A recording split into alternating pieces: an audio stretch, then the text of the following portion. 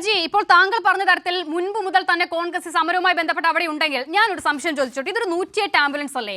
108 ആംബുലൻസിനെതിരെ സമരവും പ്രതിഷേധവും നടത്തേണ്ടത് ആ ആശുപത്രിക്ക് മുന്നിലാണോ? റിസർവ് ബാങ്കിന്റെ നയത്തിനെതിരെ നിങ്ങൾ ATM-ന് മുന്നിൽ പ്രതിഷേധിക്കുമോ ശ്രീ റെജി? അതുപോലെയാണല്ലോ 108 ആംബുലൻസിനെതിരെ നിങ്ങൾ ആശുപത്രിയിൽ പ്രതിഷേധവും സമരവും നടത്തുന്നത്. എന്തൊരു വിരോധാഭാസമാണിത്? നോക്കൂ, അപകടകരമായ തരത്തിൽ ആ വാഹനം ഓടിച്ചുകൊണ്ട് ഒരു രോഗിയുമായി ആ ഹോസ്പിറ്റലിൽ എത്തിയപ്പോൾ ആ രോഗിയെ ആ ഹോസ്പിറ്റലിൽ ഇറക്കിയതിന് ശേഷം ആ പ്രദേശത്തുണ്ടായിരുന്ന സാധാരണക്കാരായ കോൺഗ്രസ് പ്രവർത്തകർ ഈ ഒരു അപകടം ഉണ്ടാകാതിരിക്കാൻ വേണ്ടി ജനങ്ങളുടെ സുരക്ഷയെ കരുതിയാണ് ഈ കാര്യത്തിൽ ഇടപെട്ടത്.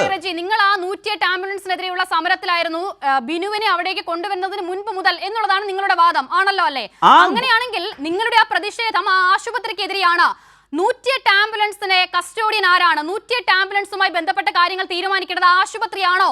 108 ആംബുലൻസിനെതിരെയുള്ള പ്രതിഷേധം നടത്തേണ്ടത് ഒരു ആശുപത്രിക്കെതിരെയാണോ എന്നുള്ളതാണ് ചോദ്യം. അതാണ് ഞാൻ ചോദിച്ചത്.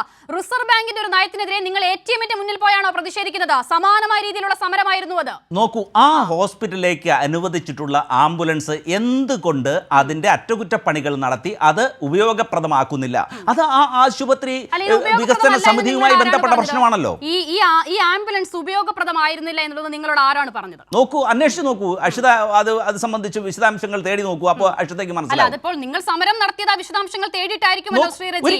എന്തെങ്കിലും ഈ ആംബുലൻസ് ഉപയോഗിക്കാനേ കൊള്ളില്ല എന്ന് തെളിയിക്കുന്ന എന്തെങ്കിലും രേഖകൾ നിങ്ങളുടെ കയ്യിലുണ്ടോ?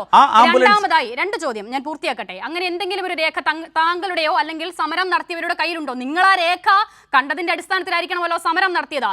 രണ്ടാമത്തെ കാര്യം, ആ ആംബുലൻസ് നിരന്തരമായി ആശുപത്രിയിൽ ഉപയോഗിക്കുന്നുണ്ട് എങ്കിൽ രോഗിയുമായി പോകുന്ന ആംബുലൻസിനെ തടഞ്ഞുള്ള സമരത്തിന് മുൻപ് നിങ്ങൾ ആശുപത്രി സൂപ്രണ്ടിന് രേഖാമൂലം ഒരു പരാതി കൊടുത്തിട്ടുണ്ടോ? ഇത് നോക്കൂ, ഈ ആംബുലൻസ് ഉപയോഗശൂന്യമാണ്, ഉപയോഗിക്കാൻ കൊള്ളില്ല, അങ്ങനെ സൂപ്രണ്ടിന് ഒരു പരാതി കൊടുത്തിട്ടുണ്ടോ? ഇതൊക്കെയാണല്ലോ ഈ നിലയിലുള്ള സമരങ്ങളുടെ ഒരു രീതി. ഇതെന്തെങ്കിലും ഉണ്ടായിട്ടുണ്ടോ? അക്ഷിത, രോഗിയുമായി പോയ ഒരു ആംബുലൻസിനെയും ഒരു കോൺഗ്രസ് പ്രവർത്തകനും തടഞ്ഞിട്ടില്ല എന്നാണ് ഞാൻ മനസ്സിലാക്കുന്നത്. ഒരു കോൺഗ്രസ് പ്രവർത്തകനും രോഗിയുമായി, അദ്ദേഹത്തിനോട് തന്നെ ചോദിക്കൂ, രോഗിയുമായി പോയ ആംബുലൻസിനെ തടഞ്ഞിട്ടുണ്ടോ എന്ന് ചോദിക്കൂ.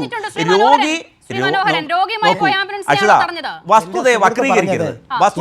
എന്റെ സുഹൃത്ത് പറയുന്നത് ഞാൻ ബന്ധുവല്ല, എന്റെ ഇളയമ്മയുടെ മോനാണ് ഈ ബിനു. എൻ്റെ ഇളയമ്മയുടെ മോനാണ്. അദ്ദേഹം ഇവിടെ നോക്കണം. ഇപ്പം അതിന് ഇവിടെ വരാനുള്ളത് അദ്ദേഹത്തിൻ്റെ മക്കളും ഒക്കെയാണ് വരാനുള്ളത്. അത് അതിന് പകരമാണ് എന്നെ ചുമതലപ്പെടുത്തി ഞാൻ വരുന്നത്. എൻ്റെ ഇളയമ്മ കുഞ്ഞമ്മ, ഞങ്ങളുടെ ഭാഗത്ത് കുഞ്ഞമ്മയുടെ മകനാണ് ഈ ബിനു. അപ്പം പിന്നെ ഞാൻ വരാതെ വേറെ ആരെങ്കിലും വരുമോ? അവർക്ക് വേണ്ടി സംസാരിക്കാൻ ഞാനല്ലേ ഇവിടെ വരുവേണ്ടത്?